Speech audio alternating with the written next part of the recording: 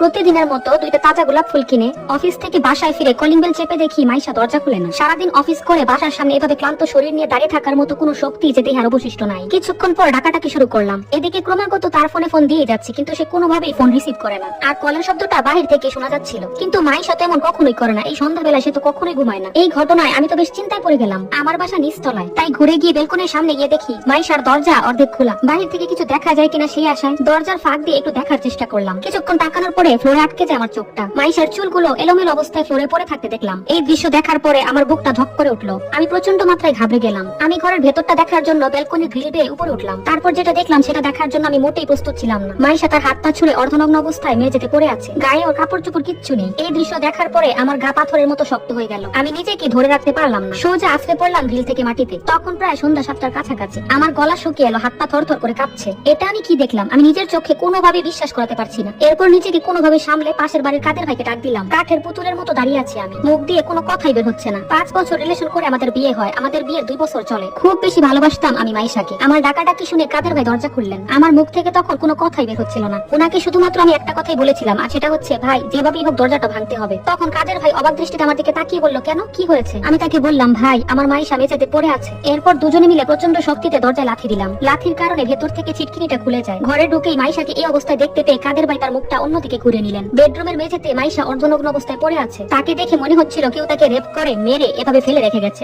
আমি ভাবতেই পারছি না যে আমার মাইশা আর এই পৃথিবীতে নাই। আমার ভালোবাসার মানুষটাকে কারা এভাবে আমার কাছ থেকে কেড়ে নিল। আমি চিৎকার করে মাটিতে পড়ে কান্না করতে লাগলাম। এরপর কাঁদতে কাঁদতে ঝাঁপিয়ে পড়লাম মাইশার উপরে। পাশ থেকে কাদের ভাই বলে উঠলেন, ভাই এখন ভাবিকে ছুঁয়েন না, এখন ছুঁলে সমস্যা হতে পারে। আমি তার কোনো কথাবার্তা না শুনে শক্ত করে মাইশার মাথাটা আমার বুকের মধ্যে চেপে ধরলাম। আমার যেন দম ফুরিয়ে আসতেছিল। ধীরে ধীরে আমি চোখে অন্ধকার দেখতে পাচ্ছিলাম। এরপর আমি চোখ খুলে দেখতে পেলাম একটা সাজানো গোছানো ঘরে আমি। তার মানে আমি জ্ঞান হারিয়ে ফেলেছিলাম। এরপর আমি নিজেকে আবিষ্কার করলাম কাদের ভাইয়ের বাসায়। এরপর আমার ঘর থেকে কান্নাকাটির আওয়াজ শুনতে পাচ্ছিলাম। আমার বাসার দিকে গিয়ে দেখি বহু মানুষ জমায়েত হয়েছে। আমি লোকজন ঠেলে ভেতরে গিয়ে দেখি শাশুড়ি মা প্রচন্ড কান্নাকাটি করতেছেন। পরক্ষণেই আমার কাঁধে একটা ঘুষি এসে লাগলো। ঘাড় ফিরাতেই দেখি মাইশার ছোট ভাই তারেক। সে চিৎকার করে বলতেছে, তুই আমার আপুকে মেরেছিস। কেন মেরেছিস বল? আমি শুধুমাত্র অনুভূতিহীন দৃষ্টিতে তাকিয়ে আছি তারেকের দিকে। এদিকে দুজন পুলিশ কনস্টেবল এসে তারেককে আটকালো। তারেক ক্ষিপ্ত বাঘের মতো আমার দিকে তাকিয়ে আছে। এরপরে সে একজন আমাকে টেনে তুললো। তাকিয়ে দেখি নাইমা। ওটা হচ্ছে মাইশার বোন। মাইশারা 3 ভাই বোন ছিল, মাইশা, নাইমা আর তারেক। নাইমা আমাকে টেনে তুলে বলল, ভাইয়া আপনার খুব লেগেছে তাই না? কিছু মনে করবেন না, আপনি তো জানেনই ভাইয়া কতটা বদমেজাজি। ও দিন দিন প্রচন্ড মাত্রায় অমানুষ হয়ে যাচ্ছে। বড় ছোট কাউকেই মানে না। ওর কথা পুরোটা শেষ না হতেই আমি বলে উঠলাম, না না কোনো সমস্যা নেই। এই বলে আমি আমার রুমে চলে গেলাম। রুমে গিয়ে দেখি পুলিশ মাইশার লাশটা স্ট্রেচারে উঠাচ্ছে, হয়তোবা পোস্টমর্টমের জন্য নিয়ে যাচ্ছে। আমাকে দেখে এসআই বলতেছে, আপনি এখানে কি করেন? আমি না বলেছি এই রুমে কাউকে না আসার জন্য। আমি তখন তাকে বললাম, আমি ওনার হাজবেন্ড হই। অফিসার আমার দিকে বড় বড় চোখ করে তাকিয়ে বললেন, আপনি ওনার স্বামী? তাহলে এতক্ষণ কোথায় ছিলেন আপনি?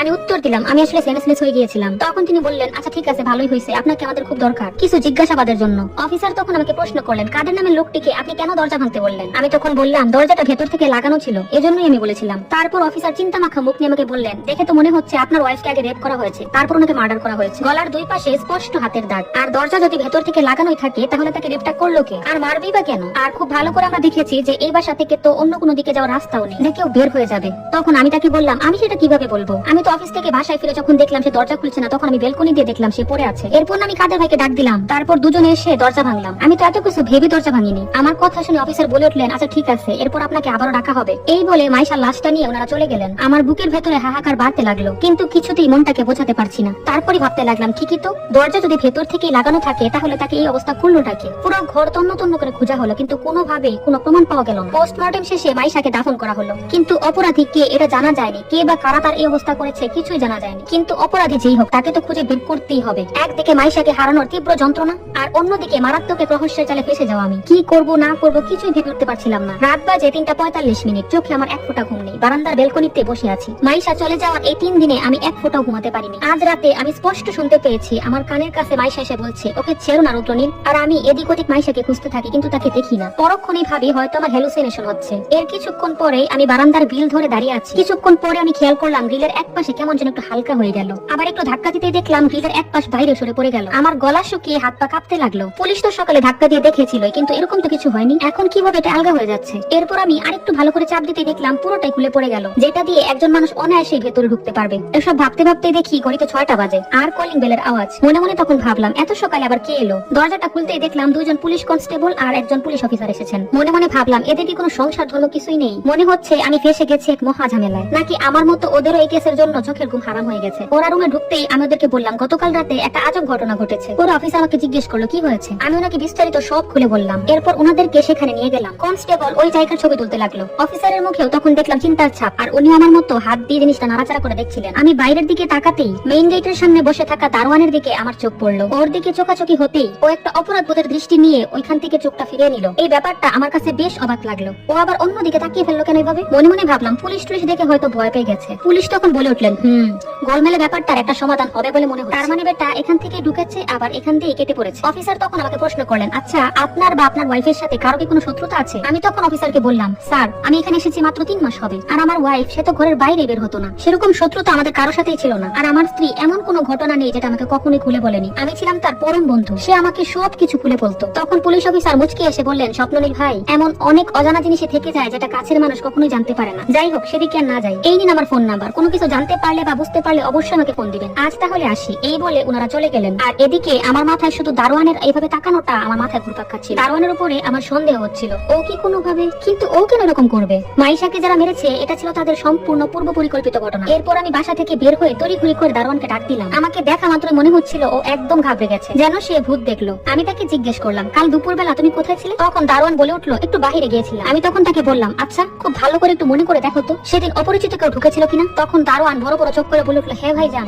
একজন লোক ঢুকেছিল। আমি তখন বললাম, কেমন লোক, কিরকম দেখতে সে? তুমি কি চেনো তাকে? আগে কি কখনো দেখেছিলে নাকি এটাই প্রথম? দারোয়ান তখন বলে উঠলো, ভাইজান শ্যামলা করে অনেক লম্বা একটা লোক। আমি তখন তাকে জিজ্ঞাসা করেছিলাম যে আপনি কোথায় যাবেন, কার কাছে যাবেন? তখন সে বলে উঠলো, উনি নাকি মাইশা ভাবির কাছে যাবেন। আর আমি ভাবছি উনি হয়তো ভাবির পরিচিত কেউ, এই জন্য ওনাকে আমি আর বাধা দিইনি, ওনাকে অনায়াসে যেতে দিয়েছিলাম। এতক্ষণ সবই ঠিকঠাক ছিল, কিন্তু দারোয়ানের এই কথা শুনে আমার সবকিছু কেমন যেন উলটপালট হয়ে গেল। একজন অপরিচিত লোক কিভাবে গ্রিল কাটবে? আর ও যদি গ্রিল কাটতো সেটা তো বাইরের লোকেরা দেখতেই পেত। আমি তখন দারোয়ানকে বললাম, একটা থাপ্পড় দিয়ে দাঁত সব কয়টা ফেলে দিব। আমাকে বানিয়ে বানিয়ে গল্প বলা হচ্ছে তাই না? আমার এই রূপ দেখিয়ে দারোয়ান ভয় পেয়ে গেল আর বলল, ভাইজান আমাকে ভয় দেখান, আমি আপনারা যা কিছু বলতেছি সত্যই বলতেছি, এক ফোঁটাও বানিয়ে বলতেছি না। আমি তখন তাকে বললাম, পুলিশ এসে যখন পাশায় বাড়ি দিবেন না তখন সত্য এমনিতেই বের হয়ে আসবে। আমি এরপর তাকে বললাম, এখন তুই আমার সামনে থেকে যা। ও কোনো মতে আমার সামনে থেকে পালালো। এরপর দারোয়ানের প্রতি আমার সন্দেহটা আরেকটু শক্তপোক্ত হতে লাগলো। হয় এই কাজটা ও করেছে বা ওকে দিয়ে কেউ করিয়েছে, অথবা অন্য কেউ করে তার মুখ বন্ধ করেছে টাকা দিয়ে। এরই মধ্যে আমার ফোনটা বেজে উঠলো। ফোনের দিকে তাকিয়ে দেখি নাইমার কল। মাইশা মারা যাওয়ার পরে ও আমাকে ঘন ঘন ফোন দেয়, আমার খোঁজ খবর নেয়। ফোনটা রিসিভ করলাম। ফোনের ওই পাশ থেকে নাইমার মিষ্টি কণ্ঠ। মেয়েটা দেখতে যেরকম মিষ্টি তার কণ্ঠটাও সেরকম মিষ্টি। আল্লাহ যেন নিখুঁত ভাবে ওকে বানিয়েছে। দুলা ভাই, আপুর আত্মার মাগফিরাতের জন্য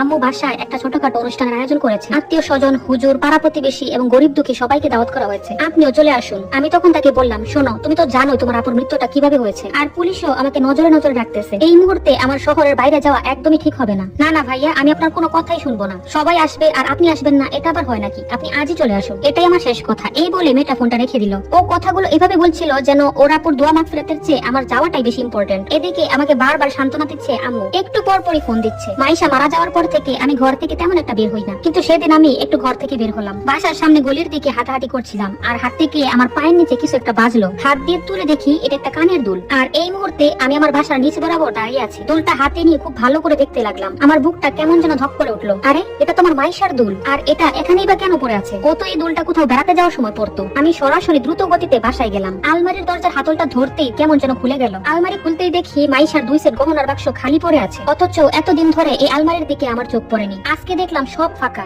এসব দেখে আমি আরো দুর্বল হয়ে গেলাম। রহস্যের মোড় যে অন্যদিকে ঘুরে গেল। আমার বাড়িতে চুরি হয়ে গেছে, রহস্য যেন এক নতুন দিকে মোড় নিল। তার মানে আগে চুরি, তারপরে ধর্ষণ, তারপরে খুন। মুহূর্তেই আমার সবকিছু উলটপালট হয়ে গেল। শরীরটাও খুব দুর্বল লাগছে। বিছানায় বসে বসে ভাবতে লাগলাম, এই সবকিছু তাহলে পূর্ব পরিকল্পিত। এসব ভাবতে ভাবতেই হঠাৎ করে ফোনটা বেজে উঠলো। ফোনের স্ক্রিনের দিকে তাকিয়ে দেখি নাইমার ফোন। উফ, কি জ্বালা, এটা তো আমাকে এক মুহূর্তের জন্য শান্তি দিচ্ছে না। এরপর যখন ফোনটা রিসিভ করলাম তখন ওপাশ থেকে কান্নার আওয়াজ আসতেছে। আমার মনে হচ্ছিল নাইমা ঢং করতেছে। আমি তখন বললাম, কি হয়েছে, এভাবে কান্না করার মানে কি? পরে সে দুলা ভাই বলে আবারও কান্না করতে লাগলো। সে বলে উঠলো, দুলা ভাই আপনি কি সত্যি সত্যি আসবেন না? আপনার সাথে আমার কিছু কথা ছিল, প্লিজ দুলা ভাই আপনি একবার হলেও আসুন, আমার মরা বোনের দোহাই লাগে। আমি তখন নাইমাকে বললাম, আচ্ছা কি হয়েছে আমাকে একটু খুলে বলো তো। তখন নাইমা আমাকে বলতে লাগলো, দুলা ভাই আপু মারা যাওয়ার 2 দিন পরে একটা মধ্যবয়সী লোক আমাকে ফোন দিয়েছিল। ফোন দিয়ে অনেকক্ষণ আপুর খোঁজ খবর নিল, আমাদেরও খোঁজ খবর নিল। এরপর জানতে চাইলো যে আপুর খবরটা কোথায় দেওয়া হয়েছে। তার একদিন পরে ওই ছেলেটা আবারও অন্য একটা নাম্বার থেকে আমাকে ফোন দেয় আর বেহুদা আলাপ জমাতে চায় আমার সাথে। আর এই লোকটার উদ্দেশ্য বুঝতে পেরে আমি ফোনটা কেটে দিই। এরপর গতকাল ওই লোকটা আবারও অন্য একটা নাম্বার থেকে আমাকে ফোন দেয় আর ফোন দিয়ে আমাকে যা বলে তা শোনার জন্য আমি মোটেও প্রস্তুত ছিলাম না দুলা ভাই। আমি যখন বুঝতে পারি যে ওই লোকটা আবারও ফোন দিয়েছে তখন আমি ফোনটা কেটে দিতে চাই। আর কেটে দিতে যাওয়ার সময় লোকটা আমাকে এমন বাজে ভাষায় গালিগালাজ করে, আর তখন আমি প্রচন্ড ভাবে রেগে যাই আর তাকে বলি তোকে আমি পুলিশে দিব। এই কথা শোনার পরে সে আমাকে থ্রেট দিতে থাকে, বলে যে বেশিবার পারিস না, বেশিবার প্রেসার বাড়লে তোর অবস্থাও তোর আপুর মতোই হবে। গল্পের বাকি অংশ পেতে অবশ্যই পেজে চোখ রাখুন, আপলোড হয়ে গেলে ইনশাআল্লাহ আমি লিংক দিয়ে দিব। আর গল্পটি কেমন লেগেছে অবশ্যই জানাতে ভুলবেন না, ভালো লাগে একটা লাইক, কমেন্ট আর শেয়ার করে দিবেন। ধন্যবাদ।